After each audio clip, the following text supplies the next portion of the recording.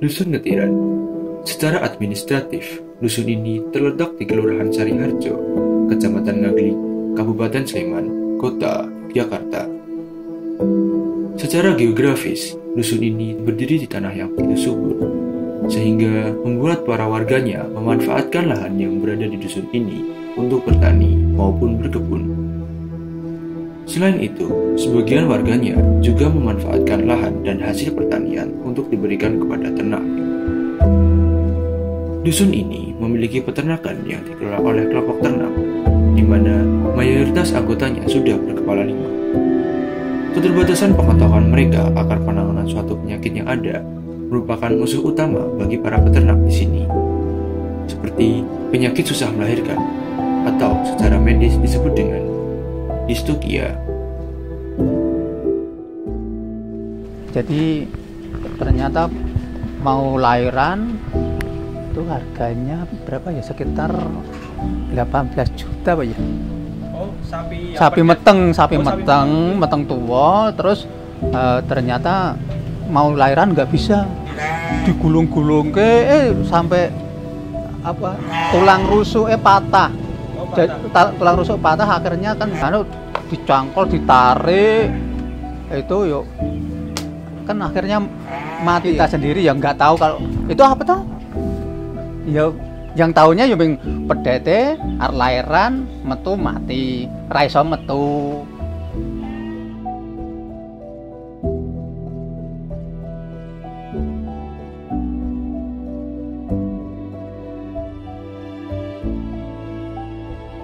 Ditunggu suwe 9 bulan, 10 hari, kadang lebih. Le nunggu bengi nunggu awan nila-nilii, le makani yo ragat, le ngaret kudanan kepanasan. Inilah kena ngelahirke susah, jadi distokia gitu ya. Yo sapa sing ra susah.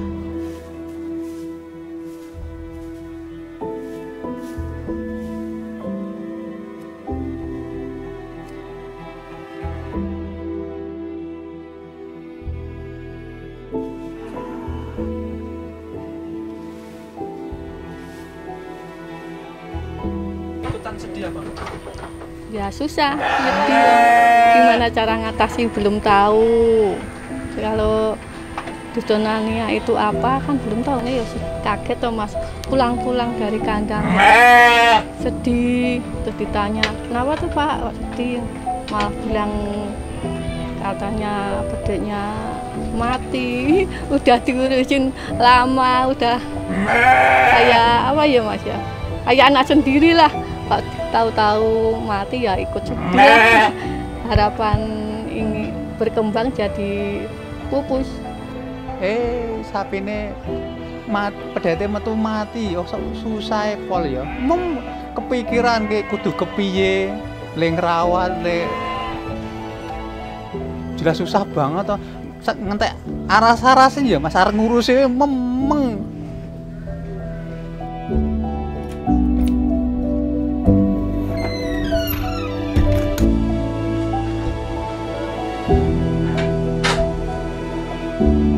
Subaryanto merupakan salah satu peternak tani makmur yang sapinya mengalami distokia. Subaryanto merasakan kesedihan yang mendalam setelah mengetahui sapinya yang dinanti-nanti pada akhirnya harus mati. Penantian 9 bulan harus sirna, di mana ia harus menghadapi kehidupan yang semakin sulit karena ia kehilangan harapan penunjang ekonominya.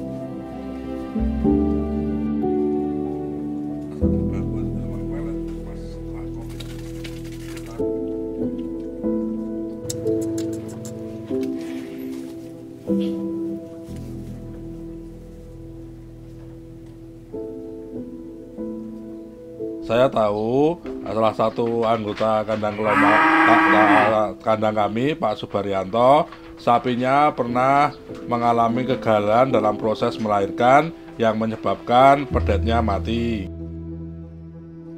Pada saat itu Pak Subar sangat kelihatan sedih sekali karena pedet yang sudah ditunggu 9 bulan akhirnya gagal keluar, mati. Kebetulan saya kenal Dr. Agung, makanya saya menelpon Dr. Agung untuk meminta solusi bagaimana untuk keadaan sapi Bapak Subaryanto.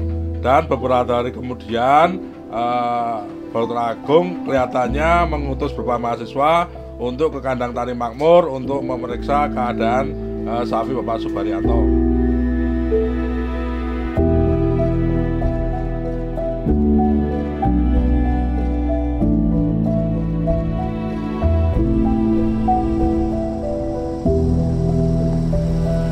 Setelah itu, para mahasiswa kembali untuk menemui Dr. Agung guna memberikan hasil pengamatan yang telah dilakukan.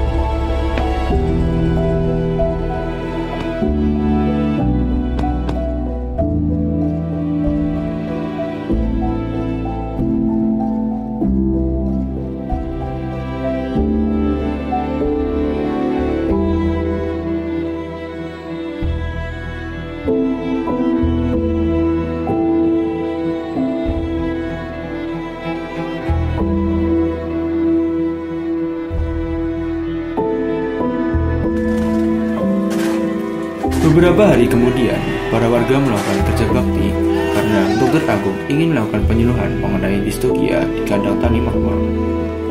Kerja bakti pun meliputi pembersihan kandang, pembersihan selokan, hingga membenarkan bangunan yang ada.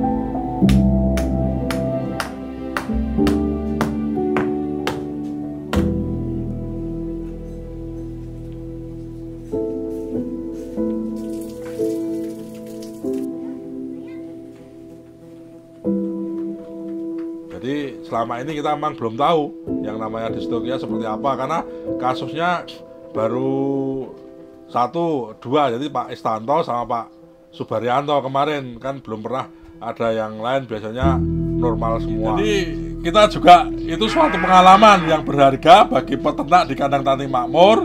Ya rekane mono ben ben pas. Jadi Sungsang Malang, nah, itu kan ada info dari teman katanya digulung-gulung itu nanti bisa pas, nanti bisa keluar. Ternyata setelah mengetahui penyuluhan kemarin itu merupakan salah satu distokia. Jadi ya mungkin pengalaman berharga ini untuk teman-teman, mungkin nanti kalau mengalami distokia ya jangan seperti itu lagi, karena nanti ruginya 2 kali, pedetnya mati, babonya juga mati.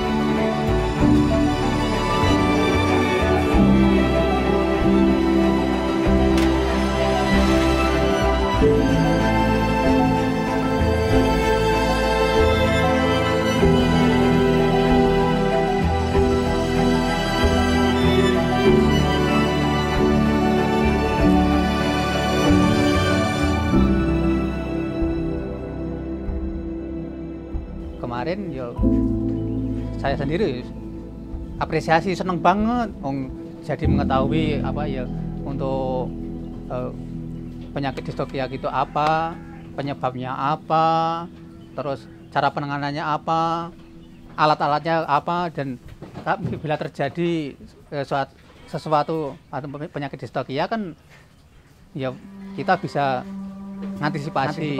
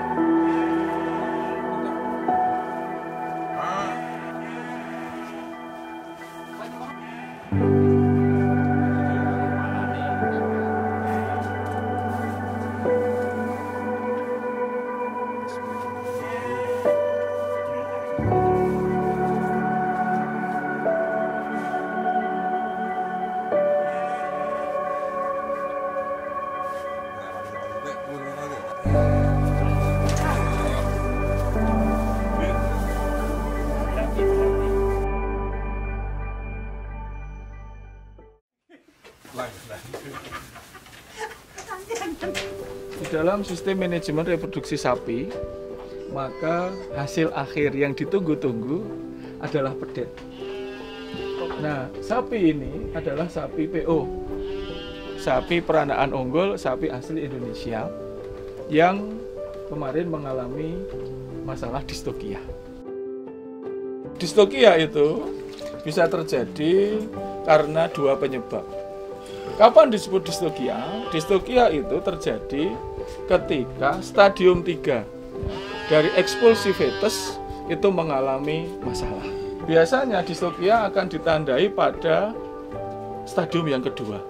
Kegagalan fetus keluar lebih dari beberapa jam yang ditentukan. Banyak ahli mengatakan 2 jam, 3 jam, ya, namun ada yang pakai lebih itu. Pada saat kejadian distokia, dia tidak keluar. Penyebabnya ada dua, ini yang penting. Yang pertama adalah penyebab faktor induk, ya, atau maternal. Ya. Penyebab maternal itu satu, yang sering terjadi adalah induk kelelahan, tidak punya tenaga. Nah, ini penyebabnya adalah bisa induk sakit atau manajemen pada kebuntingannya, pemberian pakan tidak bagus. Sehingga ketika saat akan melahirkan, dia tidak punya tenaga. Satu hal untuk mengatasi masalah distokia, kita mengenal yang namanya manajemen kelahiran. Ya, manajemen kelahiran itu dimulai dengan persiapan kandang. Persiapan untuk kalau terjadi masalah distokia. Ini yang penting.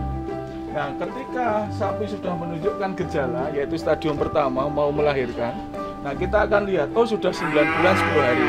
Nah, kita akan mencoba untuk mempersiapkan itu, ya, karena sudah 9 bulan 10 hari. Satu, kita pastikan induk harus sehat. Kalau perlu kita berikan vitamin penguat, ya, bisa dengan tiamin ataupun vitamin yang lain. Ya, kemudian mineral ditambah, pakan diperbaiki supaya induk benar-benar dalam posisi atau kondisi yang terbaik. Ya, kemudian yang kedua persiapan kandang. Nah, kandang itu biasanya kan jadi satu begini, ya. Nah, kadang-kadang kalau jadi satu, ya, sebenarnya sih tidak masalah, ya. Jadi satu, asalkan satu dia aman, tidak terinjak oleh sapi yang lain. Kalau induknya biasanya tidak. Ya, tapi kalau biasanya ada yang beberapa sapi itu sebaiknya tidak dilakukan demikian. Ya. Yang penting adalah dia disendirikan. Dan yang penting adalah bahwa alas, ya, itu lantai harus diberikan bedding, ya, harus diberikan bedding atau alas. Nah, bedding itu bisa menggunakan damen atau rumput, ya, supaya empuk. Intinya cuma gitu. Kenapa? Karena kadang-kadang sapi itu kalau melahirkan itu dia posisinya berdiri. Kalau posisi berdiri tentunya sangat berbahaya kalau sampai dia jatuh dalam posisi yang tidak tepat. Nah, untuk menghindari itu, karena kalau lantai yang keras itu resiko untuk traumatik kan tinggi. Nah, sehingga di kandang ini perlu ditambah dengan bedding namanya. Bedding itu adalah bisa rumput atau bisa jerami, supaya kalau misalnya tadi saya sampaikan dia jatuh di dalam lantai yang empuk sehingga tidak terjadi luka atau traumatik. Yang kedua, untuk mengantisipasi, ya, kalau akan terjadi kesulitan melahirkan dibutuhkan waktu. waktu melahirkan harus ada perawatan khusus, maka perlu penerangan. Karena kadang-kadang sapi itu lahirnya malam hari juga atau dini hari. Sehingga untuk lampu itu lampu yang terang, itu yang bagus. Ketika dia sudah stadium 2. Ketika masih stadium awal atau belum mau melahirkan atau sudah awal melahirkan, masih memakai lampu yang remang-remang, ya, yang tidak terlalu terang. Karena sapi itu punya kebiasaan kalau terlalu terang, dia itu mungkin stres, ya, atau merasa tidak nyaman sehingga kelahirannya akan ditunda atau menjadi semakin panjang. Maka dari itu lampu itu biasanya yang redup dulu. Kemudian ketika sudah sampai stadium 2, misalnya amnion itu sudah keluar, baru kita ganti yang terang. Nah, kemudian yang ketiga, persiapan melahirkan. Kalau untuk pedet yang akan lahir, maka satu harus disiapkan adalah minum. Ya, karena induk itu akan kehausan. Ya, ketika dia biasanya kalau sudah mengejan, rasa sakit, dia tidak mau minum. Maka peternak atau petugas harus menyediakan cukup air sumur, kalau bagus juga diberi garam. Ya, karena sapi suka dengan rasa asin yang sedikit asin, itu akan mengembalikan dia dari dehidrasi. Kemudian yang kedua yang perlu disiapkan adalah kain atau handuk, ya. Handuk itu digunakan untuk mengelap pedet ketika dia lahir. Kemudian jangan lupa sedikit garam. Ya, nanti untuk apa ya kita anukan. Kita akan lihat ketika dia itu lahir, ya, maka sudah siap itu handuk, kemudian minum sama untuk peternak itu garam. Nah, untuk dokter atau petugas siapkan sarana prasarana membantu kelahiran. Nah, tentunya yang pertama adalah alat-alat untuk membantu kelahiran, ya. Alat-alat membantu distokia. Itu ada yang berupa tali, ada yang berupa gergaji untuk obskin, kemudian ada pisau obskin, ya, alat-alat yang dipakai untuk membantu kelahiran. Kemudian yang kedua itu harus disiapkan pengganti cairan fetus. Kita tahu ketika distokia terjadi, fetus itu mengeluarkan cairan yang cukup banyak. Akibatnya habis. Ketika habis maka saluran itu menjadi tidak licin. Nah, itu kalau tidak licin, maka nanti akan terjadi traumatik, luka pada saluran peranaan. Sehingga diperlukan cairan tambahan atau cairan pengganti. Cairan pengganti itu bisa membeli, yaitu produk-produk yang komersial, tapi untuk tradisional peternak bisa menyiapkan kanji, ya, tepung kanji, ya, atau tepung tapioka itu yang direbus, ya, tidak terlalu kental, ya, artinya jangan seperti lem, agak cair, ya, kemudian setelah hangat-hangat bisa ditambah dengan antibiotik. Kalau tidak pun tidak apa-apa, itu disiapkan kalau terjadi distokia. Kalau tidak perlu dilakukan itu. Salah satu yang menjadi kunci dari peternak tradisional adalah kecintaan pada sapinya. Kita tinggal menyentuh teknologi yang digunakan, termasuk manajemen pemeliharaannya, manajemen reproduksinya, kemudian manajemen kelahirannya. Nah, proses ini harus diterangkan secara detail dan berulang-ulang. Seperti viral gitu, spiral maksud saya, ya, berulang-ulang, ya. Kita harus berulang-ulang menyampaikan kepada peternak supaya dia akan selalu ingat dan memperbaiki. Yang kedua, perlu ada contoh, ya. Pelajaran paling berharga itu adalah ketika melihat pengalaman dari peternak lain. Nah, inilah kelompok ternak. Ketika ada kelompok ternak terjadi distokia kemudian harus mati, ini menjadi pelajaran berharga bagi peternak lain sehingga supaya tidak terjadi lagi. SOP harus diberikan secara sederhana tapi jelas.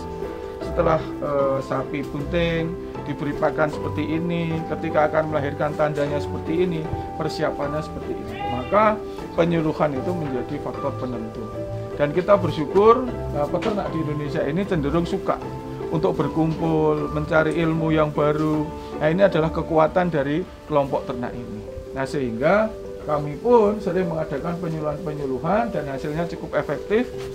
Kasus-kasus distokia bisa ditekan sehingga calving interval, kemudian calving rate, ya, tingkat kelahiran, jarak kelahiran itu menjadi sangat bagus, ya. Harapannya adalah kesadaran peternak inilah sebenarnya kunci dari semua itu.